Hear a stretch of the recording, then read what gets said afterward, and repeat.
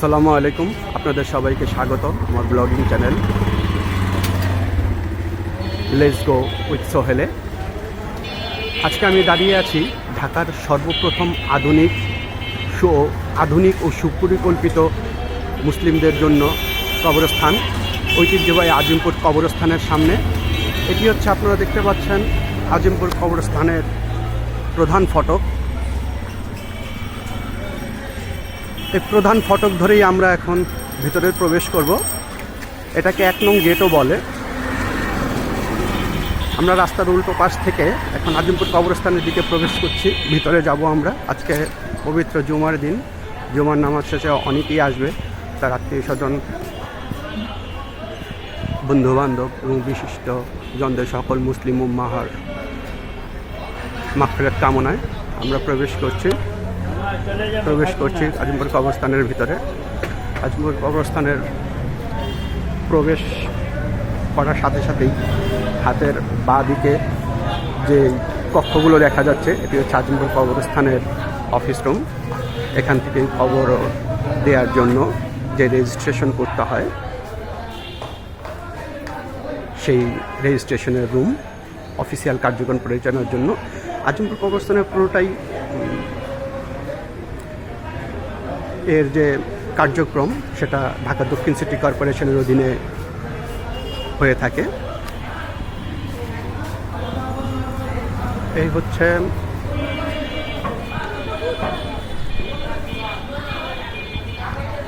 দেখতে পাচ্ছেন কবরের রেজিস্ট্রেশন করার জন্য যে মূল্য তালিকা, নির্ধারিত হার, সেগুলো।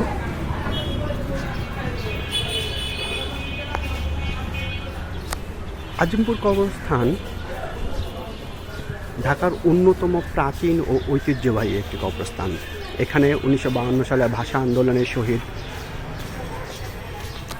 জব্বার, বরকত, সালাম সহ 1971 সালের মুক্তিযুদ্ধে শহীদ বিভিন্ন মুক্তিযোদ্ধার কবর, এছাড়াও বিশিষ্ট ব্যক্তিবর্গ, রাজনীতিবিদ, সমাজসেবক, শিক্ষক সহ বহু মানুষের কবর এখানে রয়েছে।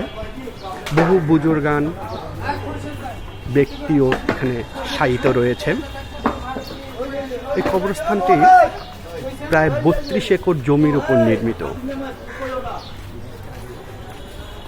আজিমপুর পুরাতন কবরস্থানকে ঢাকার সর্বপ্রথম আধুনিক ও পরিকল্পিত কবরস্থান হিসেবে প্রতিষ্ঠিত হয় 1949 সালে। যুগে যুগে বহু মানুষের কবর এখানে হয়েছে। মুসলিম নরনারীদের সর্বশেষ ঠিকানা কবরস্থান। ঢাকার যে অন্যান্য কবরস্থান আছে, তার মধ্যে থেকে আজিমপুর কবরস্থান অন্যতম। এখানে বহু আগে থেকে বিশিষ্ট ব্যক্তিবর্গ থেকে বহু লোকের কবর এখানে রয়েছে। এখানে কিছু বাঁশ দেখতে পাচ্ছেন। এই বাঁশগুলো মূলত কবর দেওয়ার জন্যই ব্যবহৃত হয়। এগুলো টাকার বিনিময়ে কিনে নিতে হয় মৃত ব্যক্তির আত্মীয় স্বজনদেরকে। সেগুলোই মূলত। এছাড়া আরও বিভিন্ন কিছু আছে, চাটাই, তারপর কবর খোঁড়ার জন্য যে যারা কাজ করে ওদেরও একটা ফি আছে। সব কিছু মিলিয়ে এখানে ব্যবস্থাপনা বেশ ভালো অন্যান্য কবরস্থানের তুলনায়। এবং আপনারা লক্ষ্য করছেন, কবরস্থানে হাঁটার জন্য এবং কবরের কাছাকাছি যাওয়ার জন্য যারা আসেন, তাদেরকে এই ধরনের সড়ক, এই ধরনের হাঁটার পথ নির্মাণ করা আছে, দেখতে পাচ্ছেন।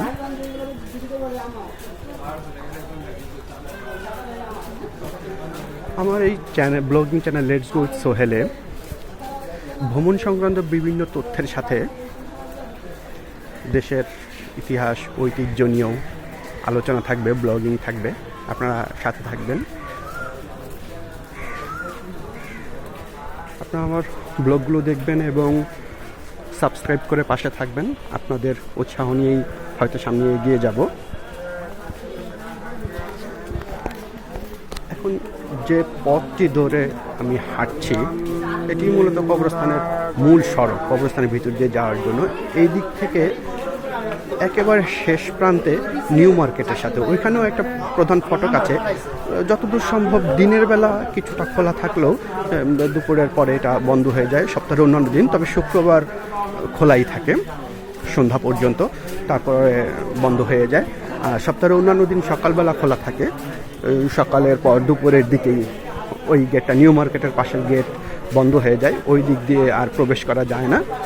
তখন আজিমপুর পিলখানা রোড, যেটা প্রধান ফটক 1 নং গেট, ওই দিক দিয়ে প্রবেশ করতে হয় এবং বের হতে হয়। আপনারা দেখতে পাচ্ছেন যেই পথটি দিয়ে আমি হাঁটছি, এটা কিন্তু মূলত দোতলা। এটার উপর দিয়েও আপনি হেঁটে যেতে পারবেন এবং প্রত্যেকটা পিলারের নাম্বারিং করা আছে, চিনতে সুবিধা হবে। কোন লেনে কার কবর মনে রাখার জন্য সুবিধা হবে। আমরা এই আজিমপুর কবরস্থান কিন্তু এশিয়ার অন্যতম বিখ্যাত। বহু আগে থেকেই আজিমপুর কবরস্থানের একটা পরিচিতি আমাদের ভারতীয় উপমহাদেশে ছিল এবং আছে। দেখতে পাচ্ছেন হাজার হাজার লক্ষ লক্ষ কবর এখানে। যুগে যুগে সময়ে সময়ে কোটি কোটি মানুষের শেষ আশ্রয়স্থল হয়েছে এই আজিমপুর কবরস্থান। আজকে জুমার দিন, জুমার নামাজের শেষে আমি এসেছি কবরস্থানে। আমার মতো বহু মানুষ আজকে আসবেন। শুক্রবার দিনই সাধারণত মানুষের আনাগোনা বেশি হয়। নামাজ শেষে নিজের মৃত বাবা মা, আত্মীয় স্বজন, পরিবার পরিজন, বন্ধু বান্ধব সবার মাগফিরাত কামনার জন্য কবরস্থানের পাশে মানুষজন আসে, মৃত ব্যক্তির আত্মীয় স্বজন তারা। আমি এখন হাঁটতে হাঁটতে কবরস্থানের প্রায় মাঝ বরাবর চলে এসেছি। এখানে আপনাদেরকে দেখাবো কবরস্থানের ভিতরে একটি জানাজার ঘর আছে, মৃত ব্যক্তির জানাজার ব্যবস্থার জন্য। অনেকে বাহির থেকে স্থানীয় যে মসজিদ থাকে যার সেখানে করে, আবার কবরস্থানেও কর্তৃপক্ষ একটি জানাজার ঘরের ব্যবস্থা রেখেছে। এই সেই জানাজার ঘর যেখানে মৃত ব্যক্তির জানাজা পড়ানো হয়। এইটা অবস্থান বেশ বড় সরেই বলা যায়, মোটামুটি 200-300 লোকের বা আনুমানিক এইরকমই হয়তো নামাজের ব্যবস্থা আছে, ফ্যান ব্যবস্থা আছে। তো এর ঠিক উল্টো পাশেই আমরা দেখতে পাচ্ছি আজিমপুর কবরস্থানের নিজস্ব ব্যবস্থাপনায় মৃত দেহ গোসল করানোর ব্যবস্থা। এটি 2টি অংশে বিভক্ত, একটি পুরুষ, একটি মহিলা। আমরা এখন পুরুষ মৃতদেহ গোসল করানোর অংশটুকু দেখছি। এর সাথেই আছে, আমরা দেখছি এই পাশটা হচ্ছে মহিলাদের মৃতদেহ গোসল করানোর যে রুম, কক্ষ, মৃতদেহ। এখানে মৃতদেহ গোসল করানোর জন্য কবরস্থানের ব্যবস্থাপনার লোক আছে। তাছাড়াও মৃত ব্যক্তির আত্মীয় স্বজন বা পরিচিত কেউ যদি সাথে গোসল করার সাথে থাকতে চায় থাকতে পারে। আর কবরস্থানের ব্যবস্থাপনাও লোক আছে। এই কবরস্থানের যে দেয়াল বাউন্ডারি দেখছেন, বাউন্ডারির পাশে বড় বড় উঁচু বিল্ডিং দেখা যাচ্ছে, এটা হচ্ছে মূলত আজিমপুর সরকারি কলোনি। এখানে কবরস্থানের সাথেই এছাড়াও আজিমপুর কলোনির ভিতরে, যেটার একটা অগ্রণী স্কুল, অগ্রণী বালিকা বিদ্যালয় আছে, সেটাও কবরস্থানের সীমানা প্রাচীর ঘেঁষেই। আর পশ্চিম পাশে আছে নিউ পল্টন, আজিমপুর ইরাকি মাঠ, ওইটা। এছাড়াও কবরস্থানের উত্তর পাশে ঢাকা নিউ মার্কেট, দক্ষিণে হচ্ছে পিলখানা রোড। তার সাথেই সাবেক বিডিআর বা বর্তমানে বিজেপির প্রবেশের যে দ্বার ৩ নং গেট সেটি।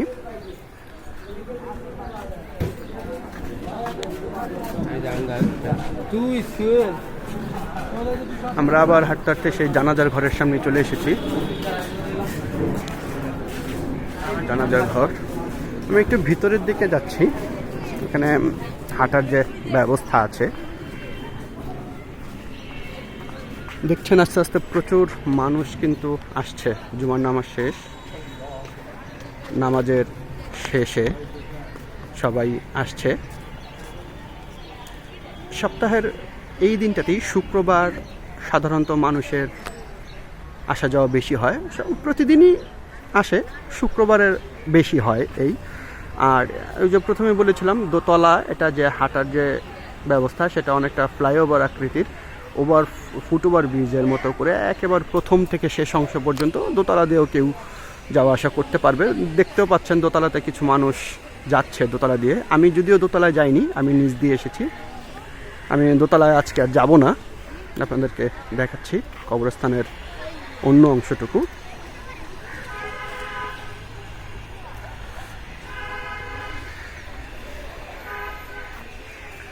প্রতিটি মুসলিম নরনারীর শেষ ঠিকানা, মৃত্যুর মতো সত্য একটি ঘটনাবহুল অংশের পরই এখানে চিরনিদ্রায় শায়িত হতে হয়। আজমপুর কবরস্থান এমন একটি স্থান যেখানে আসলে আসলে মনটা নরম হয়ে যায়। মৃত্যুর যে চিরসত্য সেটা জাগতিক জীবনে মনে পড়ে যায়। আমরা অনেক সময় দুনিয়ার বিভিন্ন কাজে কর্মে ব্যস্ততায় নিজেদের মৃত্যুর মতো সত্য ঘটনাও ভুলে যাই। আসলে মৃত্যুর চাইতে সত্য তো আর কিছু হতে পারে না। আজকে এতটুকুই। আমার এই চ্যানেলটি সাবস্ক্রাইব করে পাশে থাকবেন। আপনাদের সবাইকে ধন্যবাদ আমার এই ব্লগটি দেখার জন্য। আসসালামু আলাইকুম।